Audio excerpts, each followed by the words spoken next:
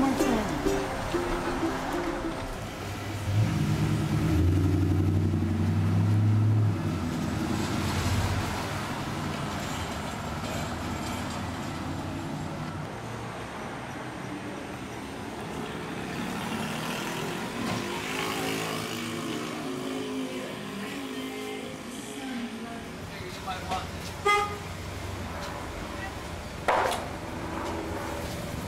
Opa!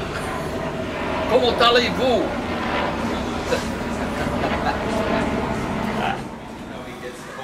Anyway, I never tried to paint like someone else, other than some early studies to get acquainted with impressionists or abstract expressionists, or a few things in that area, right? But the other stuff, you know, like this stuff, these are little dainties in life, you know. But I did the big labor wall. Did you see that? Did you see the labor wall I did down here?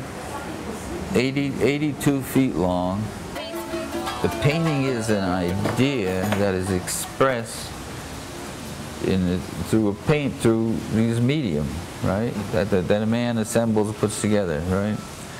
Now that idea is out there for people to look at and say, oh, I get it, or if something happens, maybe it doesn't, you know. He uses his art to further the principles that he believes in.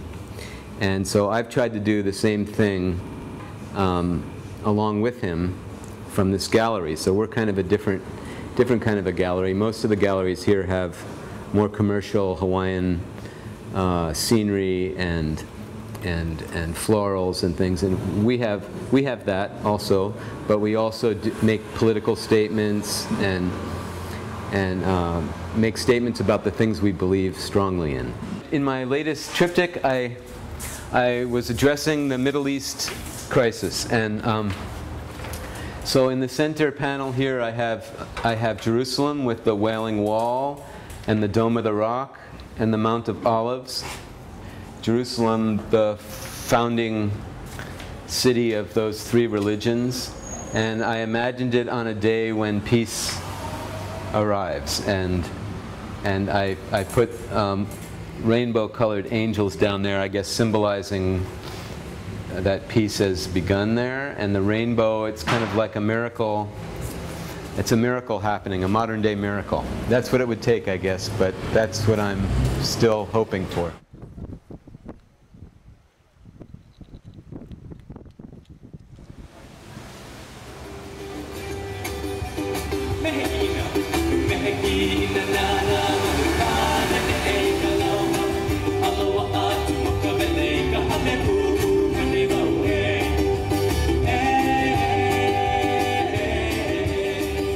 Even though the Academy of Arts is decades old, they had never had a show with Native Hawaiians in it before. Contemporary Native Hawaiians. Most places, if you wanted to find Hawaiian art, you would go to the museum, yeah? So they finally had enough voices to say, you know, it's time for a Native Hawaiian show. So they had the Native Hawaiian show at the Academy of Arts, and they made a book on it, and it has a lot of insights about the different Native Hawaiians and their, what they call mana'o, or the sharing of their thoughts. Better to just come back to the valley, back to the mountains and the ocean and the beach, and be influenced by that. And actually now I'm not influenced anymore, I'm inspired. At some point in my past, I decided to make that separation. So what is a Hawaiian artist? You know, what is a contemporary Hawaiian artist? Are we to look in the history books of pictures at contact and try and replicate the carvings and, you know, the things that we see in the pictures? Well, for one thing, these are engravings and drawings done by non-Hawaiians, so how accurate really are these drawings to replicate these things? Another thing is, if we take these things out of context, because the things that Hawaiians of that time created had a context within their whole world outlook, you know, which involved everything. And so if we take these things out of context and we carve carvings now without putting them into their original context, what are we actually doing? We're removing them, and just for form or something, which their whole impact is not there. They're out of their context. So to copy something like that seemed ridiculous, the same thing to me.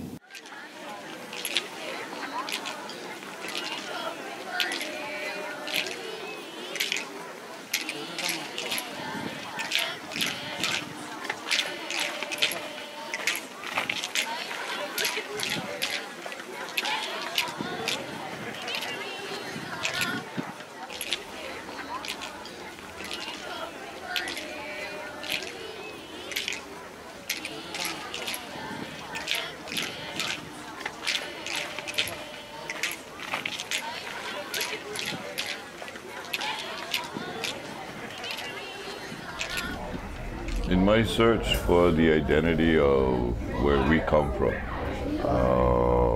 most of my work comes from that search as to what is Maori, what is a Hawaiian, what is a native person, what is our role in the cosmology of the planet. You know, where does all of this philosophy and whatever we come up with, where does it fit with this whole scheme of our planet, the existence of life on our planet, and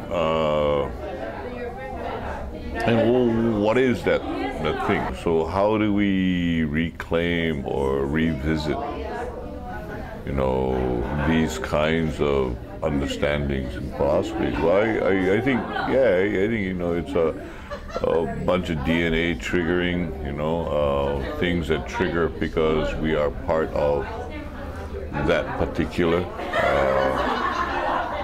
My work basically is my philosophy is basically I am an earth person. I'm from here. I didn't come from a spaceship. I'm not a colonizer from some other place. My closest brother is the stone. You know, we're from the same place. Some of the petroglyphs that you see here are exactly the same. Native Hawaiian culture, Native American culture, Egyptian hieroglyphics. To give you an example, let's find the text. Okay, to give you an example, so these three lines are the watermarks. And what they represent is the connection to God flow. This is exactly the same mark they draw for water in China, and the Aborigines draw in Australia. The symbol for mountains, the same kanji for or yama in Japan that they draw here.